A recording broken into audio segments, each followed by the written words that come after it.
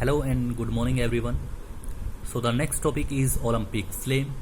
So, Olympic flame suggests or symbolizes light, life and happiness. कह रहे कि जो ओलंपिक फ्लेम है वो हमें क्या सजेस्ट करता है या सिंबलाइज करता है, वो करता है लाइट को, प्रकाश को, जीवन को, और जो खुशियां हैं उनको कहीं ना कहीं सिंबलाइज करता है Olympic flame. It is also a symbol of peace. जो ओलंपिक फ्लेम है कहीं ना कहीं वो शांति का प्रतीक भी है. This Olympic torch is lighted in Olympic village of Greece and is brought to the venue where Olympic games are to be played. और जो ओलंपिक टॉर्च है इसको जो ओलंपिक विलेज है ग्रीस का, जिसको ओलंपिया कहते हैं, वहाँ पे कहीं ना कहीं जलाया जाता है. और जिस जगह पे, जिस वेन्यू पे ओलंपिक गेम्स हो रहे हैं वहाँ पर इसको लेके आया जाता है. During the entire period it is kept lighted. और पूरे समय में उस जगह से, ओलंपिया से और उस वेन्यू तक लेके आने तक ये जो ओलंपिक फ्लेम है ये जलती रहती है. During the entire this light is extinguished only after the conclusion of the closing ceremony. और इस प्रकाश को या फिर इस फ्लेम को क्लोजिंग सेरेमनी के संपन्न होने के बाद ही बुझाया जाता है. उससे पहले ये हमेशा जलती रहती है जब तक ओलंपिक की क्लोजिंग सेरेमनी ना हो जाए. The flame and the torch relay. तो आपने देखा होगा, कई बार आपने न्यूज़ में देखा होगा या फिर न्यूज़पेपर में देखा होगा, लाइक इंडिया के अंदर जब ओलंपिक टॉर्च आती है तो काफ़ी महान हस्तियां लाइक बॉलीवुड के अमिताभ बच्चन उनको लेके रन किया है. और जो राज्यवर्धन सिंह राठौर जो अपने खेल मंत्री हैं, लास्ट टाइम उन्होंने भी इसको लेके रन किया. तो काफ़ी जो मतलब ओलंपिक स्टार्स हैं वो इसको लेके रिले जो है, ये टॉर्च रिले उससे रिलेटेड है. So let's study about it. The flame is lit at Olympia in Greece, recalling the ancient Greek roots of the Olympic Games and also emphasizing the link between the ancient and modern games. जो ये flame है इसको Greece के जो Olympia शहर कह सकते हो आप या फिर विलेज कह सकते हो, वहाँ पे जलाया जाता है. और क्यों जलाया जाता है? Recalling the ancient Greek roots of the Olympic games. इसलिए जलाया जाता है कि ओलंपिक गेम्स की जो स्थापना कह लो या शुरुआत कह लो वो वहीं से हुई थी, एंशिएंट ग्रीक से हुई थी. And also emphasizing the link between the ancient and modern games. और कहीं ना कहीं जो एंशिएंट और मॉडर्न ओलंपिक गेम्स हैं इनके बीच के लिंक को कहीं ना कहीं स्थापित करने के लिए इस फ्लेम को वहाँ पर जलाया जाता है. At the modern games the Olympic flame is an expression of the positive values that human beings have always associated with the symbolism of the fire. कह रहे कि मॉडर्न गेम्स के अंदर, जो मॉडर्न ओलंपिक गेम्स है उसके अंदर जो ओलंपिक फ्लेम है वो कहीं ना कहीं एक एक्सप्रेशन है उन पॉजिटिव वैल्यूज़ का जो ह्यूमन बीइंग्स के अंदर हमेशा से रही है, और उनको कहीं ना कहीं फायर के सिंबल से कहीं ना कहीं सिंबलाइज किया गया है. At the modern Olympic games a flame was lit for the first time in the stadium at Amsterdam in 1928. और मॉडर्न ओलंपिक गेम्स के अंदर सबसे पहली बार जब एक फ्लेम जलाई गई थी वो जो एम्स्टरडम के ओलंपिक गेम्स थे वहाँ पर 1928 के अंदर स्टेडियम में जलाई गई थी. For its part the torch relay was not introduce until the 1936 games in Berlin. और जो टॉर्च रिले है वो 1936 के जो बर्लिन ओलंपिक गेम्स हुए थे तब तक इंट्रोड्यूस नहीं किया गया था. पहली बार उसको 1936 के ओलंपिक गेम्स जो कि बर्लिन में हुए थे तब टॉर्च रिले के इस पार्ट को ऐड किया गया था. From Olympia the flame is carried to the city hosting the games by thousand of torch barriers या बियरर्स भी आप कह सकते हो. कि ओलंपिया से, जहाँ से फ्लेम को कहीं ना कहीं कैरी करके और जिस जगह पे गेम्स हो रहे होते हैं वहाँ तक जब लाया जाता है तो हजारों की संख्याओं में टॉर्च को पकड़ने वाले होते हैं, बियरर्स, जो टॉर्च को पकड़ के भागते हैं. Wherever it goes, the flame announces the Olympic Games and transmit a message of peace and friendship to all those it meets along the way. तो ये फ्लेम जहाँ भी जाती है ओलंपिक गेम्स को अनाउंस करती है और एक मैसेज ट्रांसमिट करती है शांति का, भाईचारे का, जहाँ भी जिससे भी ये मिलती है। It also promotes the culture and natural riches of the regions through which it passes. साथ ही साथ ये जिस भी जगह पे जाती है वहाँ के कल्चर को, वहाँ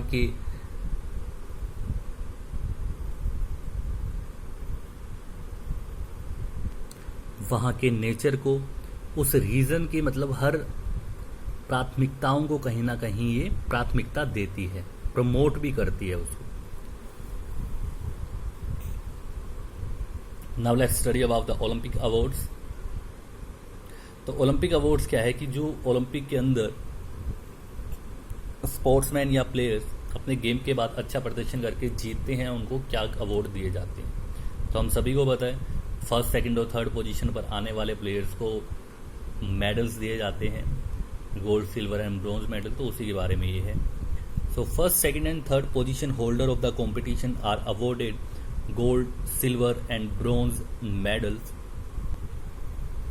and certificate respectively from the 1904 summer Olympic games in United States. कह लें कि जो ओलंपिक गेम्स के अंदर पहली, दूसरी और तीसरी पोजीशन पर आते हैं उनको गोल्ड, सिल्वर और ब्रॉन्ज मेडल दिए जाते हैं और साथ ही साथ सर्टिफिकेट भी दिए जाते हैं। और ऐसा 1904 के जो समर ओलंपिक गेम्स हुए थे यूनाइटेड स्टेट्स में, तब से शुरू किया गया है। The next 5 position holders are also awarded but they receive only certificate and no medals. जो नेक्स्ट 5 पोजीशन होल्डर होते हैं उनको भी अवार्ड किया जाता है, उनको भी अवार्ड दिया जाता है, लेकिन उनको सिर्फ सर्टिफिकेट मिलते हैं और कोई मेडल नहीं मिलता।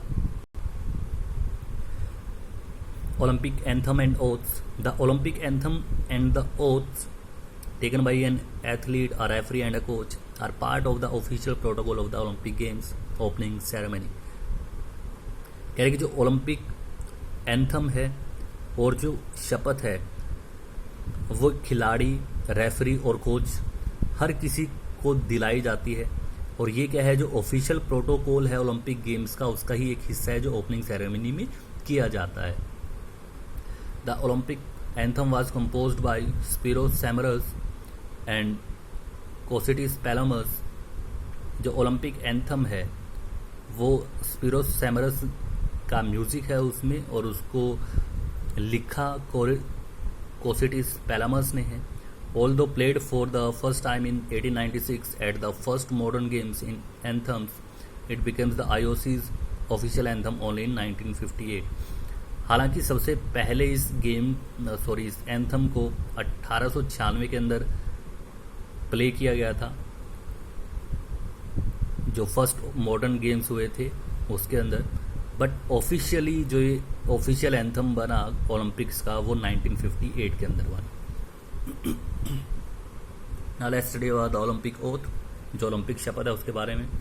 The word of this oath were written by Pierre de Coubertin. जो ओथ के शब्द थे वो पियर डी कोबर्टिन ने लिखे थे। And it was spoken for the first time in 1920 games in Antwerp. और पहली बार इन शब्दों को बोला गया था 1920 के जो ओलंपिक गेम्स हुए थे एंटवर्प में, वहाँ पर। The referees oath first featured at the opening ceremony of the games in 1972। और जो रेफरी की शपथ थी वो पहली बार जो 1972 के गेम्स हुए थे उसके अंदर कहीं ना कहीं दिलाई गई थी पहली बार। while the coach's oath was instituted at the 2012 games in London। और जबकि जो कोचिस की ओथ थी वो 2012 के लंदन गेम्स के अंदर दिलाई गई थी। Oath taking ceremony is organized by the athletes who gather in the stadium by the purpose during the opening of Olympic games. जो ओथ टेकिंग सेरेमनी है वो उन एथलीट के लिए ऑर्गेनाइज की जाती है जो स्टेडियम के अंदर इकट्ठे होते हैं ओपनिंग सेरेमनी के समय पर। A representative from the host country comes holding the flag. एक रिप्रेजेंटेटिव होता है जो कि होस्ट कंट्री की तरफ से एक फ्लैग को होल्ड करके आता है। The flag bearers of the participating countries also get ready and take up their position. और सभी कंट्रीज के जो फ्लैग ही होल्डर होते हैं वो सभी अपनी पोजीशन पर आते हैं। और taking is done by these representatives on behalf of all the athletes raise their right hands and repeat the oath. और जो ओथ, ये शपथ ग्रहण होता है, ये इन रिप्रेजेंटेटिव की तरफ से सभी खिलाड़ियों के लिए किया जाता है। और ओथ क्या होती है? We swear that we will take part in the Olympic games in loyal competition, कि हम सभी ये शपथ लेते हैं कि हम ओलंपिक गेम्स के अंदर लॉयल्टी से हम कॉम्पीट करेंगे, रिस्पेक्टिंग द रेगुलेशन, जो रूल्स और रेगुलेशन उनकी रिस्पेक्ट करेंगे, which govern them and desires of participating in them in true spirit of sportsmanship, जो कि कहीं ना कहीं ट्रू स्पोर्ट्समैनशिप को दर्शाता है, for the honour of our country and for the glory of sports. और ये सभी हम हमारी कंट्री और स्पोर्ट्स की ग्लोरी और ऑनर के लिए करेंगे। तो ये ओलंपिक ओथ है students, and that's all for today. Thank you.